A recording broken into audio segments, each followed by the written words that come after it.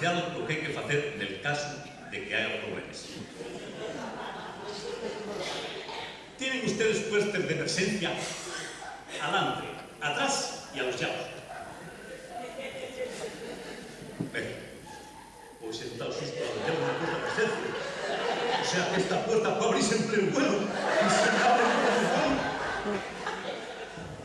Si hay que salir del avión, sigan lechuces en carnais que en el suelo. Debajo del asiento tienen ustedes un chaleco salvavidas. Un chaleco salvavidas para ir de Asturias a Madrid. ¿De dónde podemos caer? ¿En un pantano? ¿En Manzanares? Si hay necesidad, pongan el chaleco metiéndolo en la cabeza e inflen tirando de estos cintes. Pero no lo inflen dentro del avión. Pero, ¿cómo es eso? ¿Cómo es eso?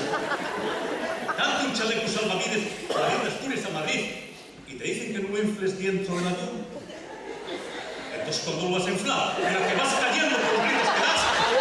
¿O de la que te estás afogando en el pantano?